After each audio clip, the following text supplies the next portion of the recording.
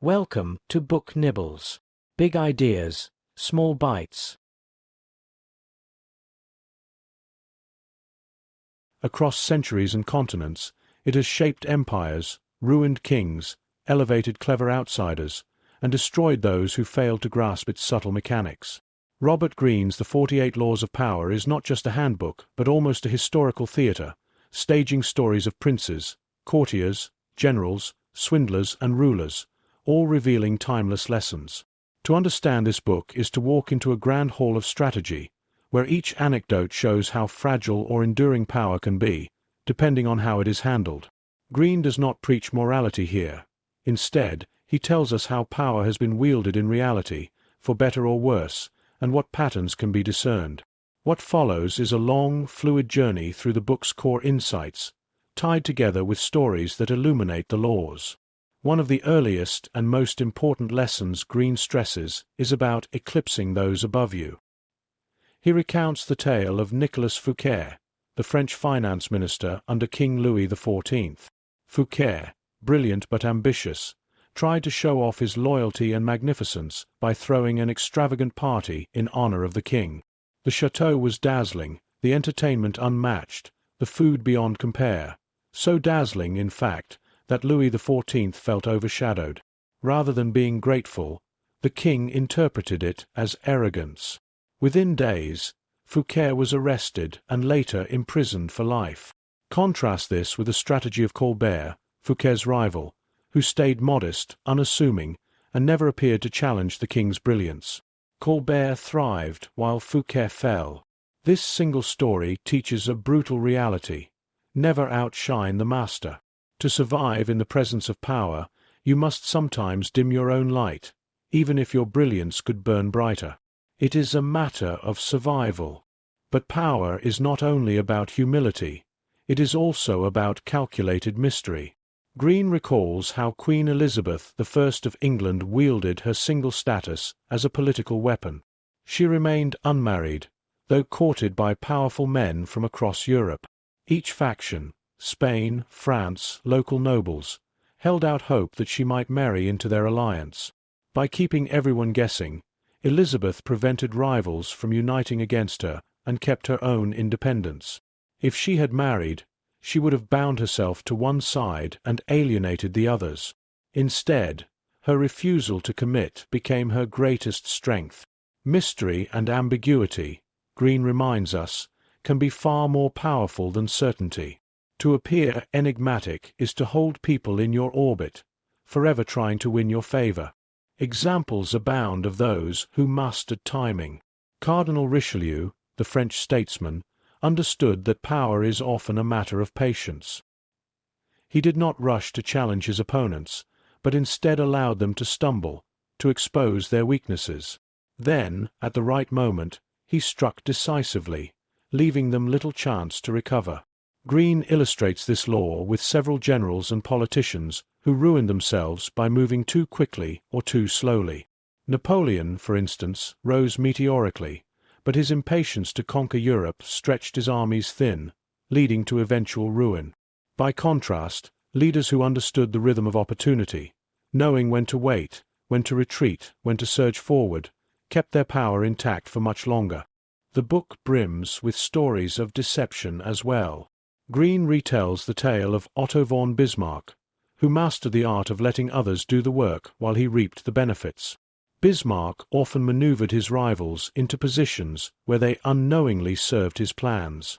At times, he allowed enemies to propose ideas he had already seeded, letting them feel ownership while he controlled the direction.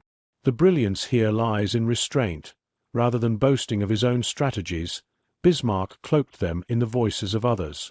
Greene's point is clear: make others do the work, but always take credit at the decisive moment. This principle can be ruthless, but it has governed courts and corporations alike for centuries. There is also the law of reputation, which Greene emphasizes with almost obsessive care. Reputation, he says, is the cornerstone of power. Once lost, it is hard to recover, but once solidified, it can intimidate enemies before a battle even begins. Consider the example of Cesare Borgia, the ruthless Renaissance noble. Borgia's reputation for brutality spread so far that towns surrendered to him without resistance. When rebellion stirred in one province, he invited the rebel leader to a meeting, showed him warm hospitality, then executed him the next morning and displayed the body publicly. Cruel, yes, but effective. The message was clear, and the rest of the region submitted. His reputation for swift, unforgiving punishment saved him countless battles. Greene's point is not that one must always be cruel, but that the image you project can be a weapon sharper than any sword. Another striking theme is the need to protect independence. Greene retells how the Italian Renaissance diplomat and philosopher Niccolò Machiavelli observed that alliances could be dangerous if one became too dependent. History is full of protégés who trusted their patrons too much, only to be discarded once they were no longer useful. One vivid story is of Galileo Galilei, who sought patronage for his discoveries. Rather than dedicating his work to many, he focused all his flattery on the powerful Medici family, naming the moons of Jupiter after them. By attaching his genius to their glory, he secured a lifelong position. Galileo did not depend on multiple weak patrons. He tied himself to one strong one in a calculated manner. The lesson is double-edged. Avoid dependence on others, but when you must, choose carefully, and ensure that the dependence serves your interests. Power, Greene argues, also thrives on appearances. He points to the story of the Duke of Gloucester, later King Richard III, whose deformities and lack of charisma undermined his ability to hold power. Contrast this with leaders like Franklin Roosevelt, who despite his paralysis projected vitality and confidence by carefully managing his image, always seated or supported, never photographed in weakness. People often judge more by what they see than by what they hear. To control appearances is to control reality. Throughout the book, Greene brings up the dangers of isolation. Many rulers, fearing betrayal, withdrew into fortified castles or restricted circles. But this withdrawal often backfired. The more distant they became, the more suspicious others grew, and the less informed they were about real dynamics. The Ming dynasty emperors of China, for example, often walled themselves off from court affairs, trusting eunuchs or officials who then manipulated power behind the scenes. Their isolation weakened them. Contrast this with Louis XIV, who kept nobles close by forcing them to live at Versailles under his constant eye. He surrounded himself with enemies, but by binding them in rituals and pleasures, he controlled them more effectively than any fortress could. Greene's message, never cut yourself off. Instead, draw people close, even rivals, and keep watch. A particularly fascinating set of stories revolves around unpredictability. The Soviet dictator Joseph Stalin often kept his inner circle terrified by being utterly inconsistent. He might praise an official one day, then have him executed the next, without warning. His unpredictability made people cautious, unable to anticipate his next move, and thus they feared him all the more. Similarly, generals like George Patton cultivated a reputation for eccentricity, making opponents uncertain about what he might do. By being unpredictable, they kept others perpetually off balance. Predictability invites control by others. Unpredictability preserves autonomy. Greene also draws on the power of surrender, a paradoxical law. When outmatched, sometimes the greatest strength lies in yielding temporarily. The story of Emperor Charles V illustrates this. Facing rebellions and external threats, he at times conceded small defeats, waiting for the moment when his enemies exhausted themselves, then returned with overwhelming force. To resist stubbornly when weak is often suicide. To retreat strategically can preserve one's strength. Greene likens this to the ancient Chinese concept of yielding like water, appearing soft, but wearing down rock over time. Seduction plays a recurring role in Greene's theatre of power. He recounts how courtesans and mistresses in royal courts often gained influence not through beauty alone, but through patience, charm, and the ability to make themselves indispensable. The story of Ninon de l'Enclos, a 17th-century French courtesan, shows this vividly. She maintained influence over powerful men well into old age, not because of youthful allure but because she cultivated wit, conversation, and independence. Unlike others who grew clingy or dependent, Ninon kept her suitors slightly at arm's length, always desiring more, never fully secure. This kept her power alive for decades. Seduction, Greene notes, is not always about romance. It is about creating desire, whether for attention, approval, or partnership. The book is filled with contrasts between winners and losers of power games. One loser was the American financier Joseph Kennedy, father of John F. Kennedy. Though shrewd in many ways, Joseph Kennedy overplayed his hand during the Roosevelt administration, trying to assert too much independence as ambassador to Britain. His bluntness and open opposition to U.S. intervention in World War II made him a liability. Roosevelt sidelined him, and Kennedy's influence evaporated.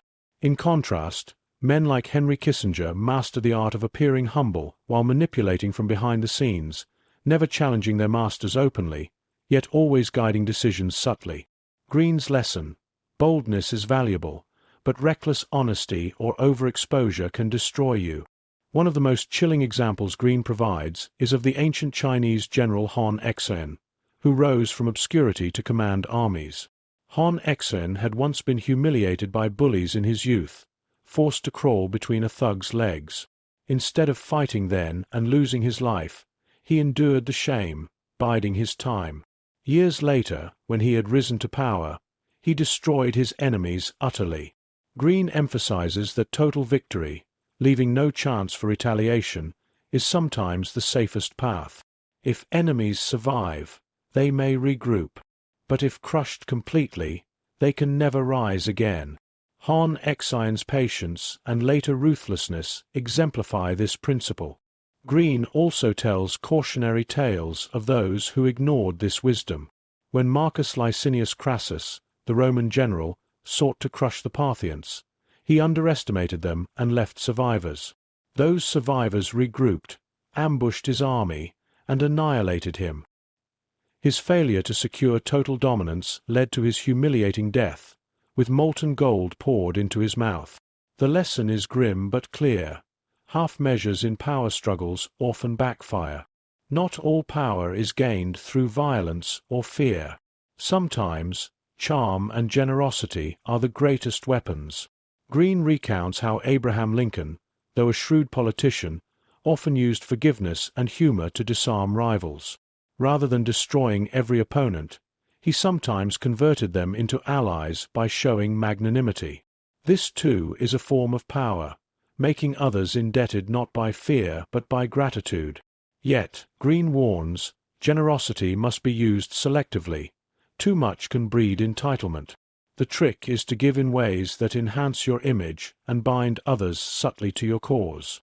Another vivid tale is of the con artist Victor Lustig, who famously sold the Eiffel Tower, twice. Posing as a government official, Lustig convinced scrap metal dealers that the tower was to be dismantled. His confidence and presentation were so convincing that businessmen paid bribes to secure the contract.